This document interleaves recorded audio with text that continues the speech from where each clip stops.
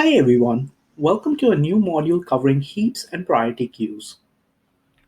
In the last few weeks, we have been covering different types of trees that include binary trees, BSTs, and array trees, B plus trees, B minus trees, splay trees, ABL trees, and red black trees. Today, we are going to, in this particular week or module, we are going to discuss the last type of trees which are very commonly used. It's called heaps, and we discuss that here because it's again like implemented as a form of trees. So the agenda for today's lecture is we are going to start with something called priority queues. We'll discuss the motivation behind such a data structure. We'll also discuss ways of implementation. This will be followed with discussion of heap data structure and how priority queues are implemented in the form of heaps. When we are discussing the heap data structure, we'll discuss the different properties, how we implement it, how insertion and deletion takes place, and finally, we'll conclude the lecture with something called heap sort, a different type of algorithm for sorting a particular collection. So let's start with priority queues. So in the the second week of the course, we discussed something called queues, which was a data structure that followed the FIFO principle, which is the first in, first out principle. So how queues basically worked was we basically inserted values into this array or a linked list based queue, and whatever was inserted first came out of it first. So a question arises from that is how can we generalize this feature of priority, which is in this case the priority was given to the element which first came into this data structure. But what if we want to generalize this feature of priority, which is how can we make give certain priority to certain keys or certain elements that are inserted into a data structure? For this, we basically need something called priority queues, which exactly perform this operation. So we have elements that are inserted with some priority. Basically, each element here has some priority attached to it, which is if you see these numbers, think of these as priorities. This could be even a collection where this number might be a particular value within the collection, which is like, let's say if we have a big class, we might have some int priority. It's the same uh, particular thing. But for the sake of simplification, we are just considering each element as some sort of priority. So the key idea behind this particular data structure is how can we get the highest or the lowest priority items, and how can we remove them first, which is there are basically two different types of priority queues: max priority queues and min priority queues, and we are going to discuss that very soon. So a priority queue is a data structure that generalizes a queue where each element is assigned a priority and elements come out in the order of priority. So instead of, like, let's say if we inserted 5, 7, 2, 44, and 22 in a queue, in a priority queue, when we insert this, 22 will come out first because this is like a minimum priority queue. If this was a maximum one, 44 will have the highest priority and will come out first. But we are assuming that the priority lowest value gets highest priority. So 2 gets out first, followed with 5, followed with 7, and then 22, and then 44. So the central idea behind this is how can we keep track of the highest or lowest priority in a fast way? So the two, like when we describe the abstract data type of priority queues in general, there are two operations that need to be performed. The first one is we need to insert some element into this data structure, like let's call this element P, and you are basically adding this new element with priority P.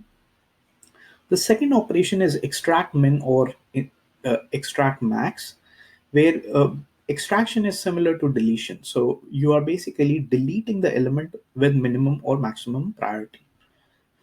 So in order to design this data structure, like let's see some examples where if we insert like 17 into this priority queue, 17 gets added at the end. And if we call this extract min operation, the number 2 should get returned and deleted from this priority queue with these numbers moving on the left. So how can we design this data structure so that insert and extract operations are fast? Which is we need like whenever we are designing data structures, we discuss about operations and then we discuss the implementation. So now we know we need like two different operations. The first one is insertion, quick insertion, and the second one is quick removal with where we can remove the element with the lowest value. So one thing you need to uh, make sure is like when we talk about these operations, priority queue doesn't support something like delete X. It only allows you to delete the minimum element or the maximum element depending on whether you are creating a min priority queue or a max priority queue. So let's go to the implementation. Like how can we design this data structure so that insert and extract are fast? So the first approach we are going to discuss is an unsorted array. So let's say if we have an unsorted array and if we have an unsorted array of numbers, if we try to insert an element with priority p, we can just append that at the last element in this array, which is this. We might have some size and capacity of this array. And whenever we are designing a class, we can like just do size plus plus whenever we are inserting an element. So you can add p at the end of the array in O of one complexity. What about extract min? So let's say if I want to find out and remove the minimum element, first of all, we need to find that element, which will take O of n time because we don't know which of this is the minimum element. Also, we then need to like let's say if we find 2, after that we need to delete that and move all the elements towards the left. So in that case, the complexity of extract min operation is going to be O of n. So this brings us to the second approach, which is the approach of sorted array. So we can implement this priority queue in the form of sorted array. So in this case, like let's say if the numbers are already sorted, like you have some sorting algorithm, you insert an element p. So in that case, like how you can insert an element with the value p or priority p is you first do a binary search. Like let's say if I'm trying to insert 22, I do a binary search on this array. So I start in the middle. Since 22 is on the right, I move to the middle. And now I've found the right place. Then I have to perform some shifting and move these elements. So in this case, it's going to be log n plus the shift, which is going to take maybe like n operations in the worst case. So this takes like O of n time.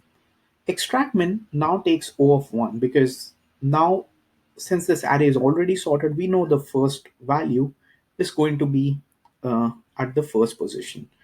And although like in this case, we can also avoid the shifting because what happens is we can move the pointer and implement this in the form of a circular array or somehow we can do this. This brings us to the third approach, which is like, what if we use a linked list? So if we use a linked list, which is a sorted linked list, in this case, let's say when we talk about insertion, we need to find the position using linear search because binary search is not going to work um, because we have to traverse the entire linked list. We can't just jump to a central location. So it's going to take like O of n times would be the complexity of linear search. And then the add operation will be O of 1 if it's a doubly linked list, because once you have reached it, it's just going to fix some pointers. Then it will be O of 1. If you have a singly linked list, it will be again O of n. So it will be O of n plus O of n in that case. Extract min is going to be O of 1 because the list is sorted. We can just return the head and move the head to heads next. So let's do a quick comparison of these different types of data structures. So in this case, like if we use an unsorted array or list, insertion was O of 1, extract min was O of n. That's what we saw. In case of sorted array or list, insertion was O of n and extract min was O of 1. But O of n can be problematic in certain cases. Like let's say if we talk about like trillions of elements, like we have a lot of different elements. In that case, this O of n complexity could be really slow. So the question is, can we design a data structure that can have like faster runtime, uh, that offers both insertion and extractment in either like constant or less than O of n complexity? So constant would be the best, but there's unfortunately no particular data structure. There's going to be like trade-offs. If you are getting some good efficiency of on insertion, you're getting bad efficiency of on extractment, or vice versa. But there's one data structure that can be used to implement priority queues, and that would be our topic for today's lecture, which is binary heaps. So, binary heaps is a data structure that will allow us to both insert and delete elements in O of log n complexity, which is kind of a trade off. Like, although the insertion is now a bit like when we compare to this first approach of unsorted array, the insertion takes a little bit more time, but still it's log of n. So if you see, like if we are working on a particular problem that has both insertions and deletions, this data structure will make more sense. While if we have a problem that has more like inserts compared to less removals, you can use the unsorted array. While when we have like less insertions but more removals, then you can have a sorted array. So it really depends on the use cases. But when we talk about like on average case, we want to have a complexity that is logarithmic instead of linear. We can use like binary heaps to implement this priority queue, and that is what we are going to see in our next video. So before I just terminate the video, I just wanted to also discuss there are several use cases of priority queue. It's a really, really important data structure. Several algorithms that include like Huffman trees, Dijkstra's shortest path. You are going to see all of this in the second half of the course, or Prim's algorithm for minimum spanning tree. Like these are all graph-based algorithms or greedy algorithms. We are going to discuss these. This week we'll also see like k largest elements, finding k largest elements and heap sorts. All of this is backed up by priority queues or heaps. So that's why like this is a really important topic. In the next video, we are going to see like what are heaps and what are binary heaps in general.